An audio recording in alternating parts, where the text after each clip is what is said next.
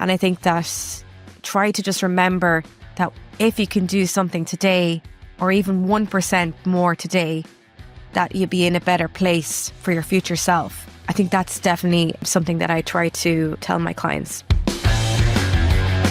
Life Matters, a Penn Mutual podcast for financial professionals, bringing you life insurance insights from advanced sales experts and life insurance specialists. Grow a stronger practice today.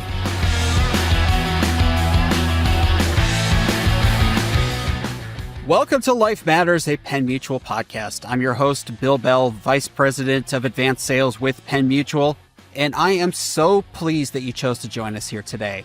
Now, I'm not really sure how many times she's been on as my co-host. I'm not very good with numbers, but I have a co-host today, Jenna Washatka, Advanced Sales Superstar, and the Captain Marvel of Penn Mutual LinkedIn posting is here today. Hi, Jenna. Hi, Bill. Thank you for having me and for sharing the microphone with me yet once again. Oh, it is my pleasure. Now, Jenna, this is our March episode of Life Matters, a Penn Mutual podcast. What are your favorite things about March? So 2 things come to mind. One is certainly the obvious reason why we're here, right? That this is Women's History Month, which is always a great time for us to pause, talk to some of our female financial professionals, and look at some of the issues in our industry. Perhaps more importantly is that March 1st is when my favorite ice cream place reopens for the season. So it is marked on the calendar. We will be there day 1, March 1st. You've brought that up before, and I'm so confused by that. So I've lived in Southern California for 40 plus years, literally 365 days a year, 366 in leap years are good days for us to have ice cream here in Southern California. But you have like 5 months where this place is closed. Like, what happens if somebody wants ice cream in the greater Cincinnati area and they're just not able to get their favorite place? So there are certainly other places you can go that are open year round. Perhaps the next best would be Grater's Ice Cream. We also have a really great one called Aglamisi's, both wonderful options. But for me, it's the Dipper, which is open only during the warm months because you have to physically walk up to the window. So no one really wants to physically walk up to the window when there's a pile of snow on the ground. Unless they really, really, really want ice cream. That's true. I would perhaps do it. It's a great place. All right, let's get actually back to the business at hand here. As you mentioned, it is Women's History Month, and for the second year in a row on Life Matters, a Penn Mutual podcast, we are going to focus on, and we're going to feature a couple of outstanding female financial professionals. Why don't you tell us who we're going to have on today? Yes, Bill. So we had an awesome conversation, really 2 tremendous female financial professionals. I'm super excited for you to hear their interview. The first is Kate Seastone. She is the CEO of Simplicit Financial in Arizona. She is a CFP, CEPA, which stands for a Certified Exit Planning Advisor, which we'll get into, and MBA. And what I love about Kate, in addition to just being an awesome person to talk with, is that she really has a focus on the business owner market, which a lot of advanced planning strategies being used there, and really just a tremendous resource.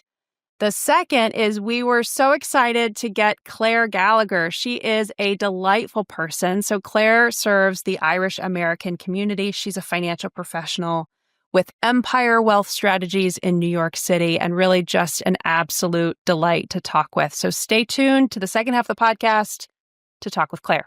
2 of my favorite people in the industry. Kate is obviously one of the best at what she does out there. I didn't know Claire at all until about 12 months ago, and we met at a meeting in New York City. And as you said, just a delightful person, always does the best for her clients, and just somebody that is awesome to talk to. So without further ado, what do you say we roll that interview you did with Kate? That sounds great.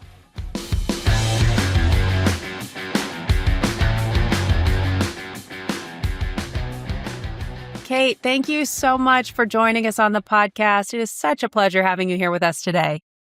It's fantastic to be here, so thank you. Absolutely, absolutely. So let's get started by, I would love if you can tell us a little bit about yourself and about your practice. Okay. I'm a mom of a daughter of 14, so going on, 20 whatever she thinks she is. What we do is a little bit unique. I have a staff that is both locally as well as remotely, and we service or primarily focus on servicing registered investment advisory firms for all of their life insurance and fixed asset needs. So that's Very cool. primarily what we do every day. Very cool. And I think you had mentioned at one point that your business is really very focused and you really have a niche market. Can you tell us a little bit about your niche?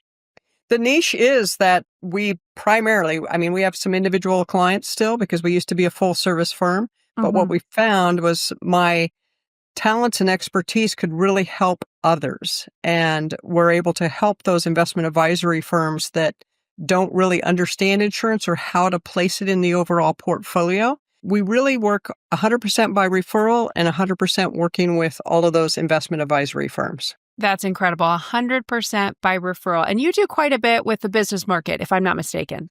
Correct.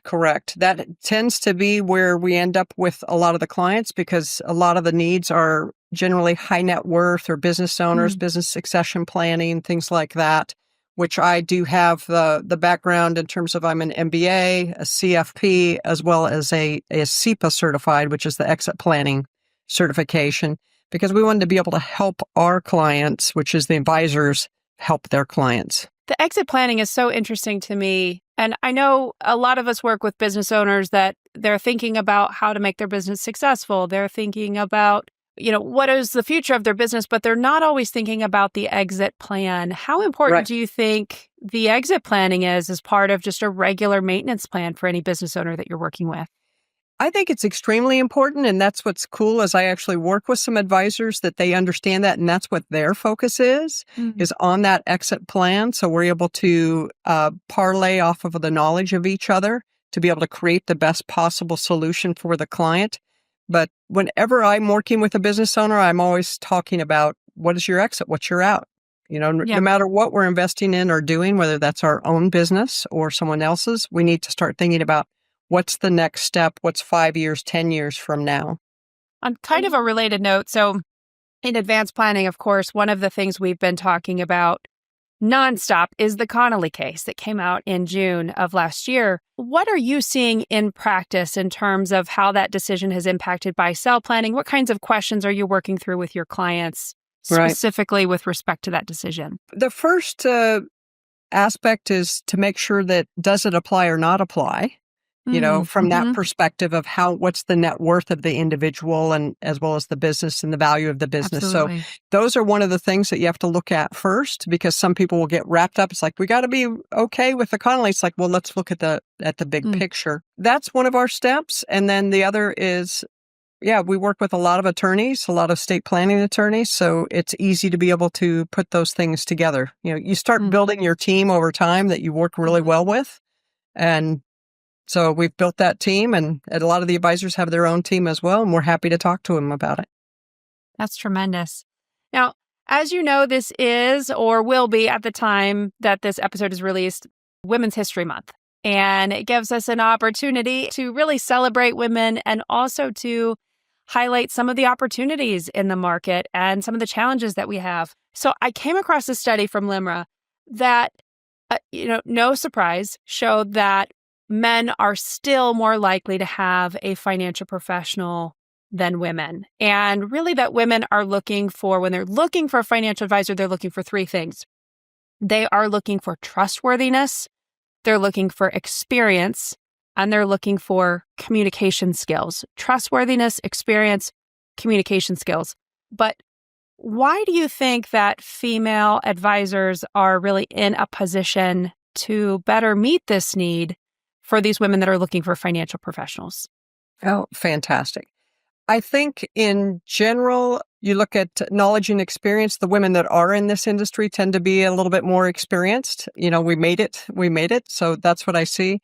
I actually have a couple of other advisors that I know that is what they have niched in then. The female advisors are niching in that area and becoming extremely knowledgeable about the unique situation that women have as being the primary breadwinner versus the man. So that's where they really come into really needing a financial planner. And I think that's where society has come from, is the fact that the man was the primary breadwinner in most cases in history.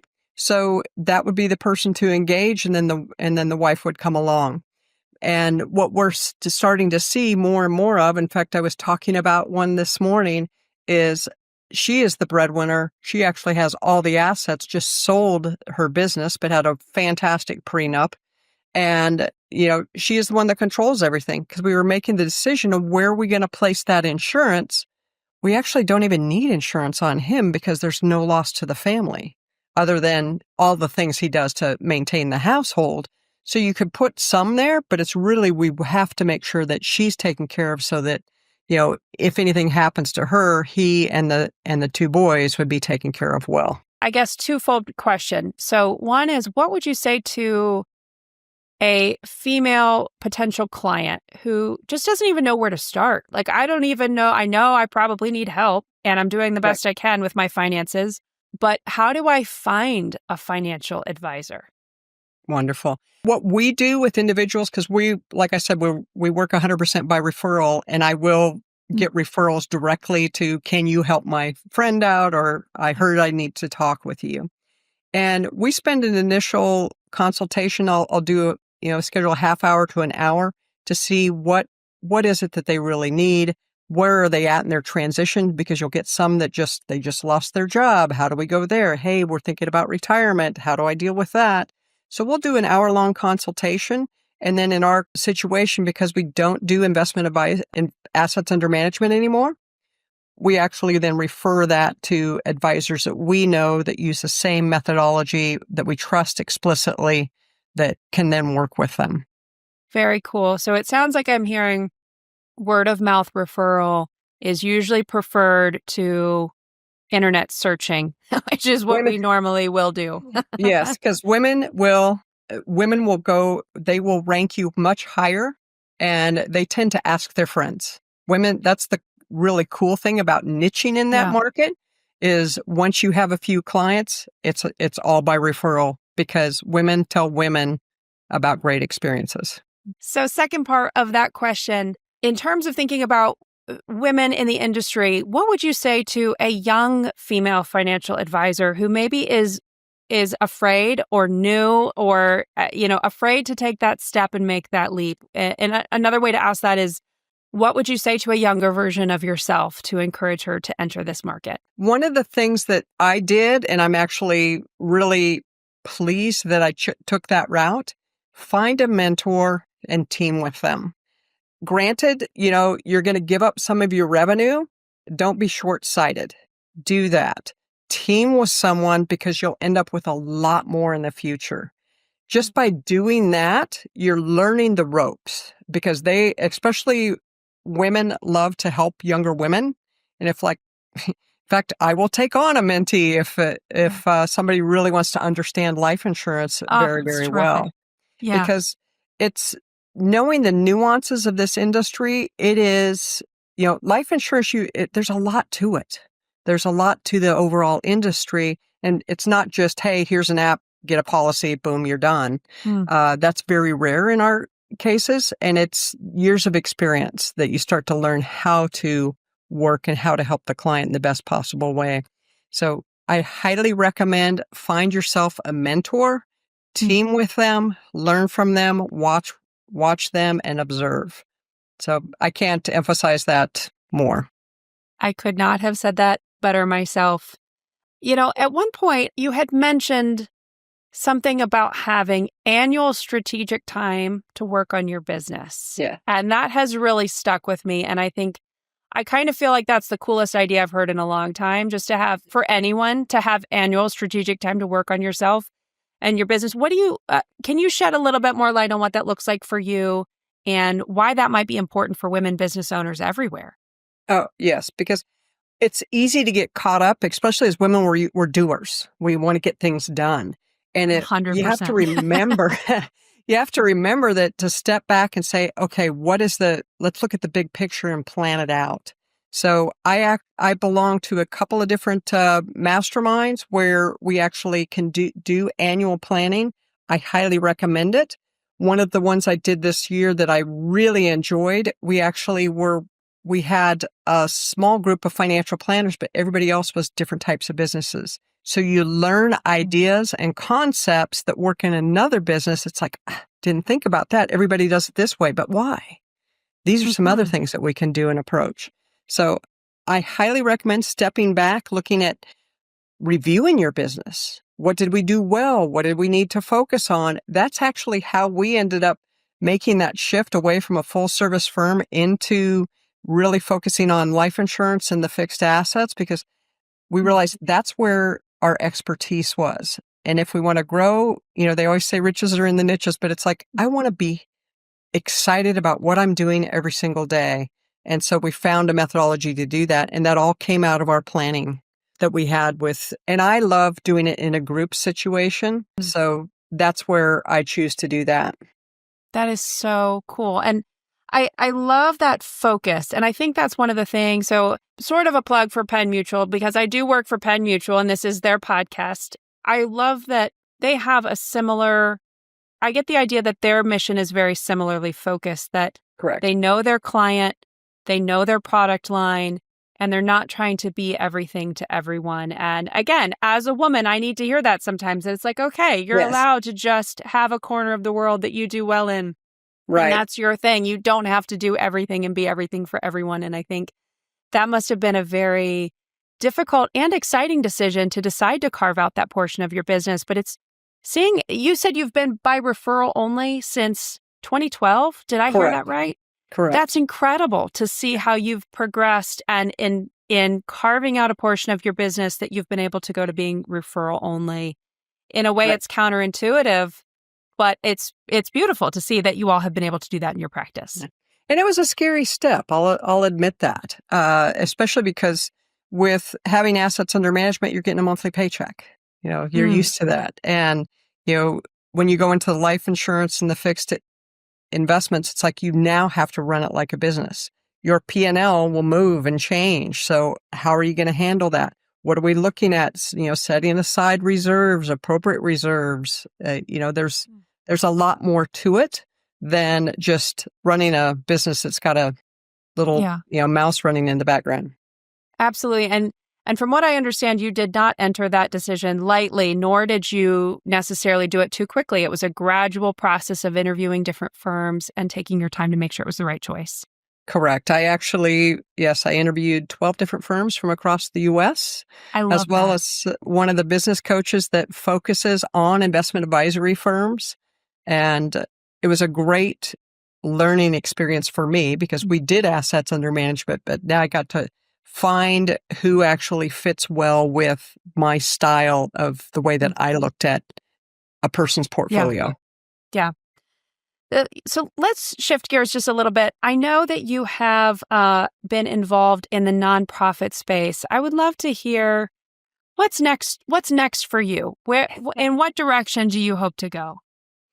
I am continuing to work in the nonprofit space. I'm excited, in terms of I give my time to help out with organizations like, the Desert Botanical Gardens. I used to be with Gabriel's Angels. So there's different organizations that I give my time to now.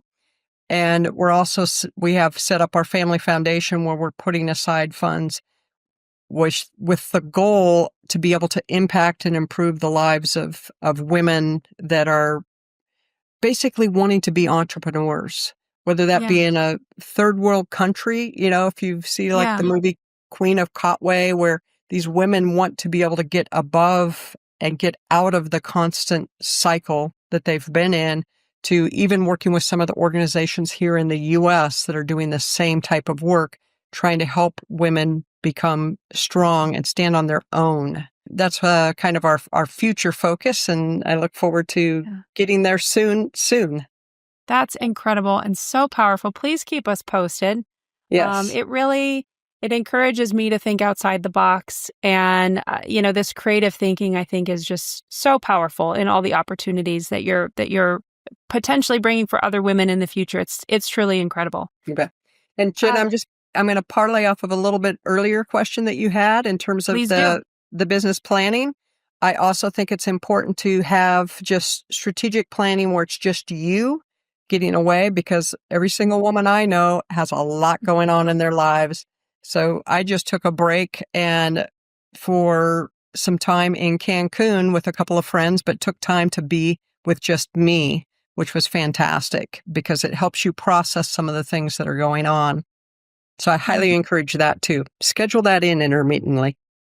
That is such good advice and so true. You know, one of the things that I like to do on a small scale is just in the mornings, I like to have a little bit of time where I'm just planning out my day. And I feel like that is, even though it feels like I'm stepping back for a minute, it's only by stepping back that I'm able to see actually what I'm trying to do. But I love that idea of taking a pretty big step back for a short amount of time, you know, a reasonable amount of time, but spending the time on your business and spending the time on yourself. I think that's incredible. But Kate, I want to ask you just a couple of fun questions as we wrap up. First of all, what would you be doing for fun if you weren't in the office? Or I guess, what are you typically doing for fun when you're not in the office helping clients? For fun, it's usually supporting my daughter in some way.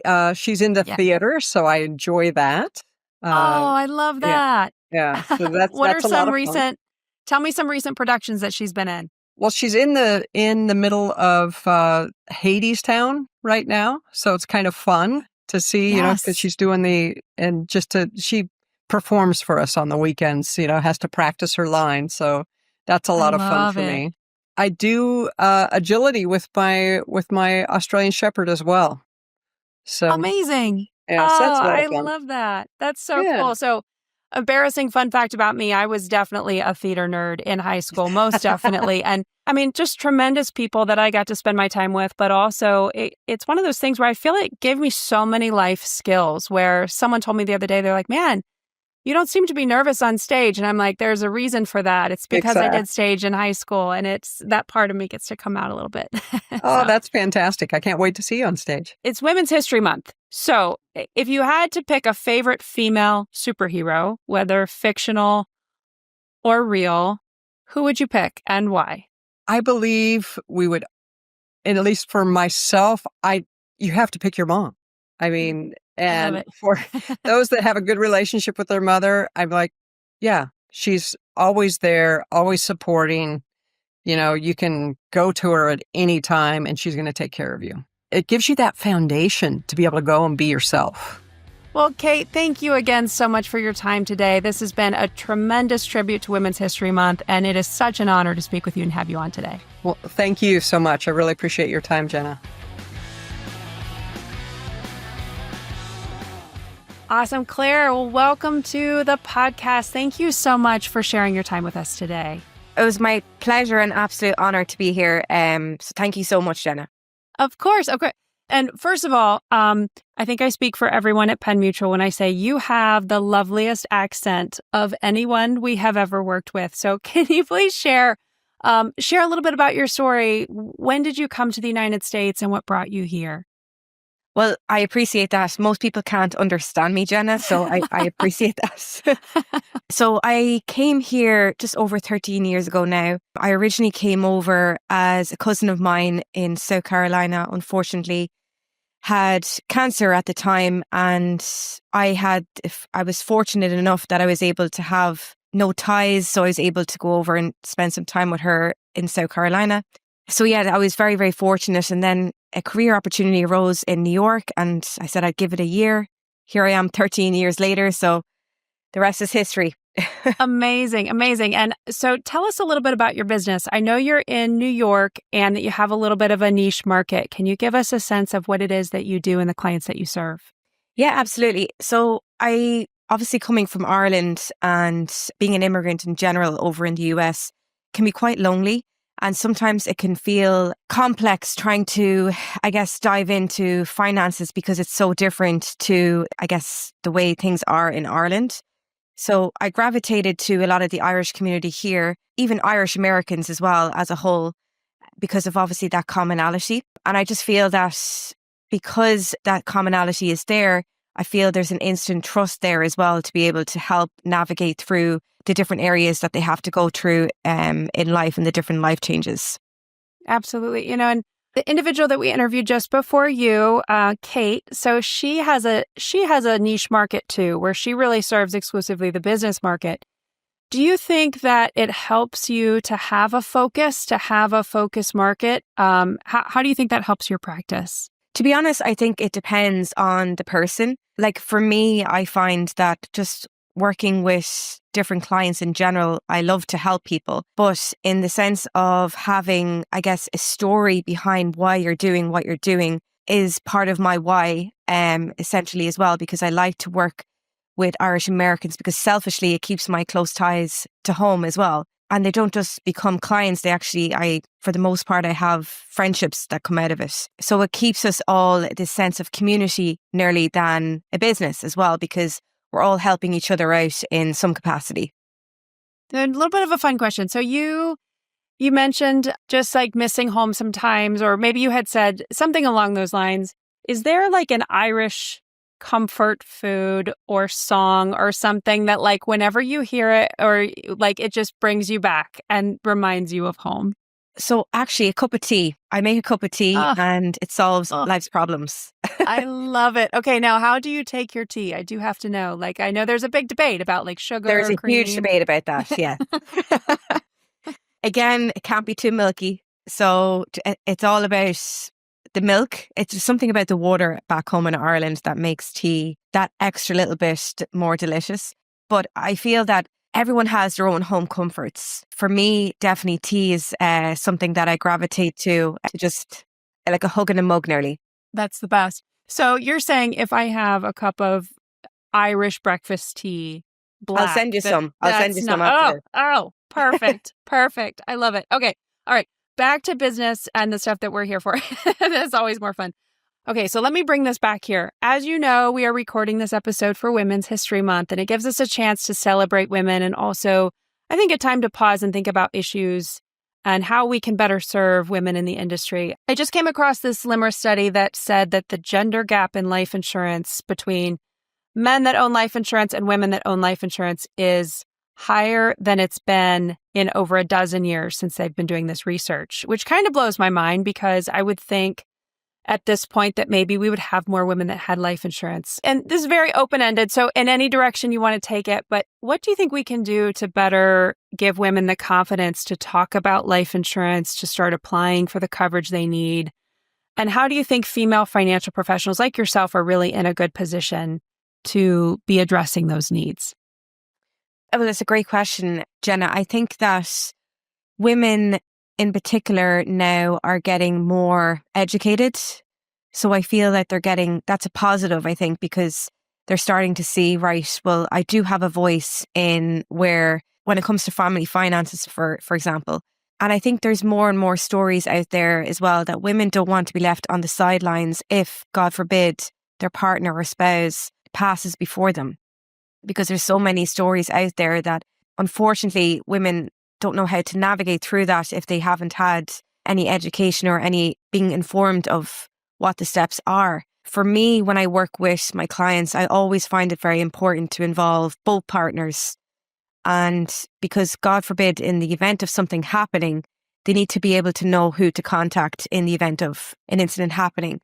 And not only that, the emotional part of that as well, because grief is a very, very, very tough road to navigate.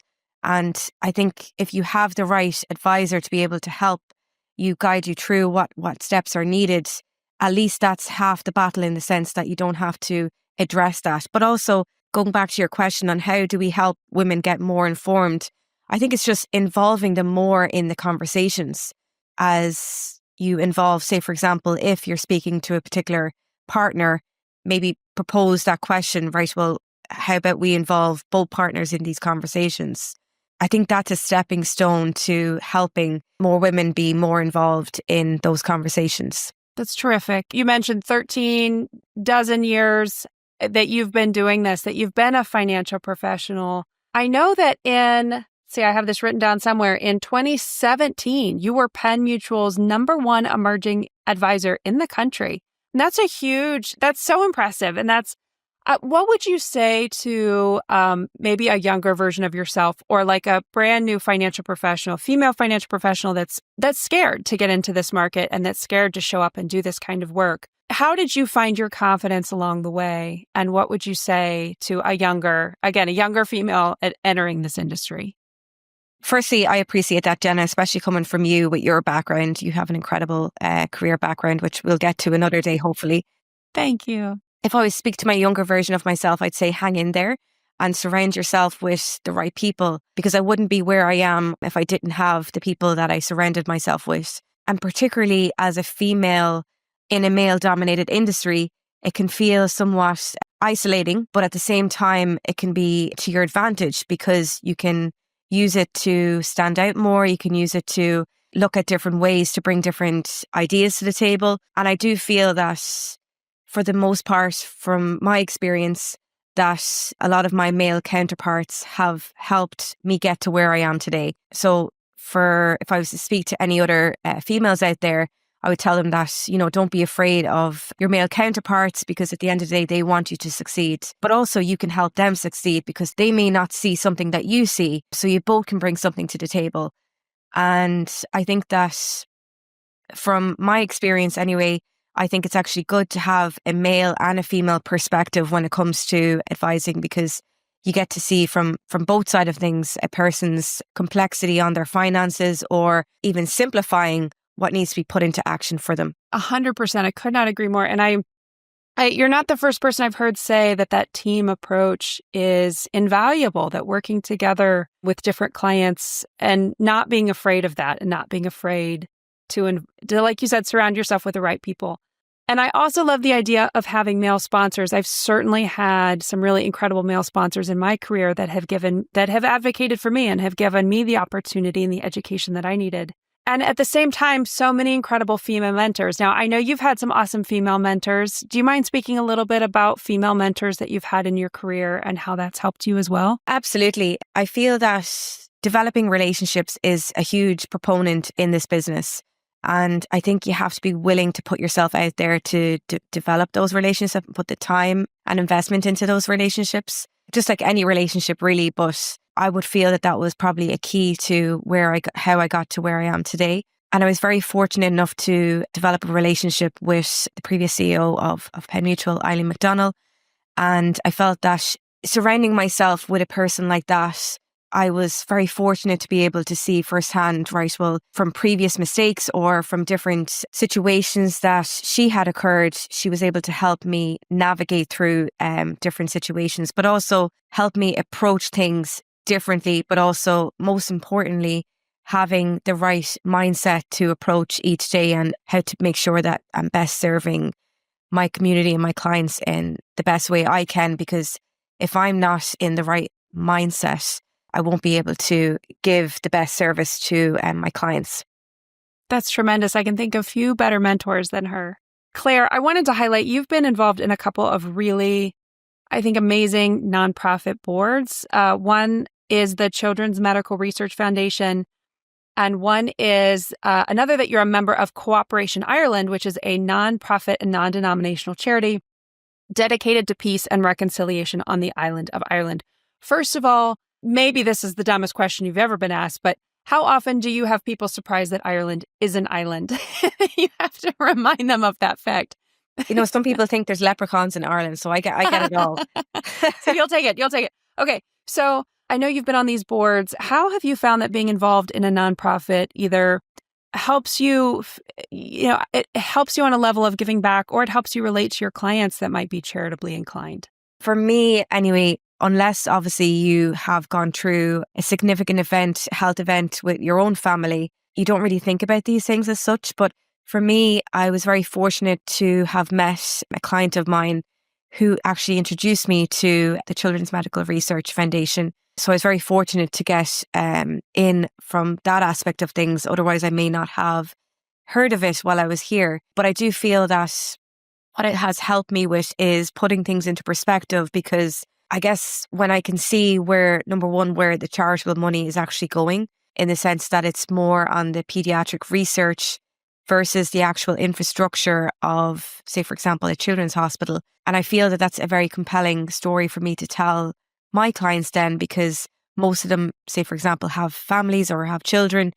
And I want them to be aware of what work they're doing with this charity, particularly when it comes to pediatric research. Oh, that is really powerful and truly incredible work and really inspiring. Okay, totally out of left field. What is, and you don't have to use any names, but is there like a moment that you had with a client that really stuck with you and you were like, this is why I do the work that I do? Is there anything that comes to mind? Well, there's a lot. There's a lot, if I'm honest with you. I think that the most simplest of things is a thank you. And I think that that is such an those are underrated words that people, I guess, tend to think of when you help somebody. So for me, getting a thank you, it's very fulfilling for me. But also, I enjoy getting to know people. I enjoy developing a relationship with people. And I think that obviously the most important thing is, I had one particular situation where I had a client that unfortunately got cancer after we had put some planning in place. And he was very fortunate to obviously have had some of the planning in place. Obviously, we didn't foresee that this was going to happen. Thankfully, now this particular client is in remission, but we're very fortunate that we were able to put that certain planning in place. So my biggest thing is, we all tend to live life putting things on the long finger. And I think that try to just remember that if you can do something today, or even 1% more today, that you'll be in a better place for your future self. I think that's definitely something that I try to tell my clients. That is so powerful, Claire, and so tremendous. I can't thank you enough for spending time with us today. Truly, it is wonderful having you here, and I can't wait for everyone to hear the interview. I just want to wrap up with a couple of fun questions. So these are like very, very lighthearted. I want to know, I think I may have asked you this before too. So if any of us listening do go to Ireland, what is one place or one thing that we either have to do or visit when we're there? That's a tough one.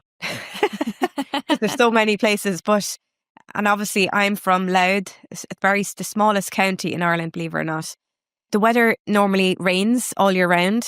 So people always ask me, when is the best time to actually go? And I always say it's hit and miss, to be honest with you. It's a lottery ticket. Sure. But I generally say September, believe it or not, when kids go back to school. It's always beautiful weather. But in the sense of where the true beauty of Ireland is, it just depends on the lens you're looking through. For me, I find the west of Ireland the most scenic, so to speak, especially if you're coming from a city. You don't necessarily want to go to another city. So I always say go to the west coast of Ireland. But again, it just depends on, what you're looking to get out of it. But that's why it's a tough call in the sense of trying to narrow down one particular area. Awesome. Okay, last question. And I'm asking everybody this, since it is Women's History Month. Can you tell us, when you think of superheroes like yourself, who is your favorite female superhero, fictional or real? Well, that would have to be real for sure. That would have to be my mother for sure. And my sisters and all my female people that I surround myself with, because I do feel that there's not enough credit, I guess, out there for particularly mothers or any other caregiver, because I do feel that without them, we wouldn't be where we are today. That's so beautiful. Thank you again so much, Claire. It is wonderful having you on the podcast. Thank you again for being here.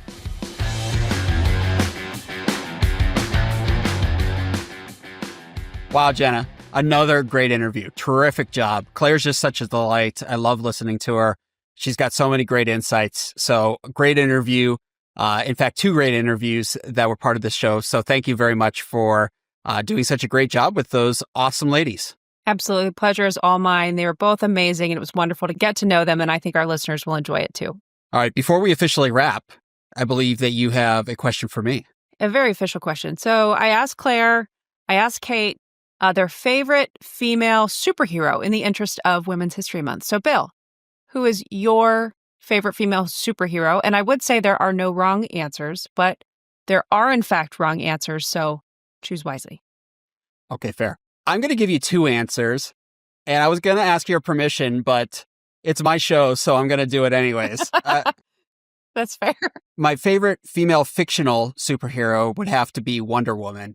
When I was a kid, I loved the kitschiness of kind of the Linda Carter TV show.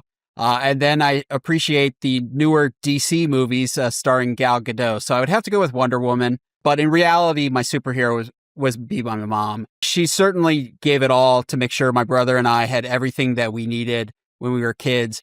She was a nurse and she would work nights and she would work a long 8-9 hour shift and then come home and either take us to school or do whatever needed to be done. She would sleep for a few hours, then get up and again, help us doing whatever we needed to be done.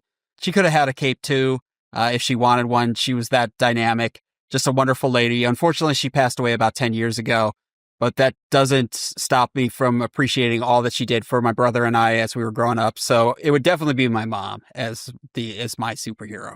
Oh, I love that. As a mom myself, it's like that's such a wonderful tribute to her, and especially for Women's History Month to honor her. Thank you for sharing that. That one takes the cake.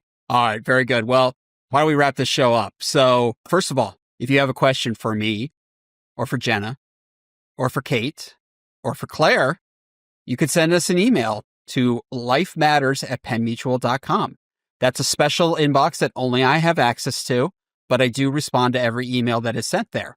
Now, Jenna had a special request that if people had questions associated with employee stock ownership plans, aka ESOPs, that they all are immediately forwarded to her. So if you have ESOP related questions, feel free to send it over to Life Matters at Penn Mutual Podcast, and I'll make sure that it gets to Jenna's inbox post haste. You know, Bill, it's not entirely fair. I do remember a conversation where I told you about a month ago, I know literally nothing about ESOPs, to which you replied, I'll give you a 10-minute lesson. So now I guess I'm a 10-minute expert on ESOPs. I will gladly take your questions. That's 10 minutes more than most people, so. Second, if you'd like to see Jenna's facial reaction when I just said to send all the ESOP-related questions to her, you should watch our show on the YouTube channel. So all of our episodes of Life Matters at Penn Mutual channel are on YouTube. You just go to YouTube, you type in Penn Mutual, you'll find our channel. Subscribe today, smash that subscribe button, like the episodes so that the YouTube algorithmic overlords are able to promote our show to people far and wide. The show is available on YouTube along with some other great video content. Jenna, I know you are a loyal watcher of our YouTube channel and all the great content that's there. You bet I am, Bill. You bet I am. Absolutely. Speaking of subscribing, if you haven't subscribed to the show on Apple Podcasts or Spotify or whatever you listen to podcasts on, make sure you do so today. That way you don't miss any future episodes of the show. And finally, if you are a subscriber on Apple Podcasts, stop by and leave us a review, please. We have a lot of reviews, but we can always use more because it helps to boost visibility of the show. Leaving a star review only takes a few seconds. Writing a little nice thing about the show takes just an additional few seconds. And in fact, if you write a written review, I will be your best friend. So for Jenna Washatka, for Kate Seastone, for Claire Gallagher, I'm Bill Bell. Thank you so much for joining us here today, and I look forward to talking to you again soon. Thank you for watching. If you enjoyed this video, don't forget to hit that subscribe button and turn on notifications so you never miss an update.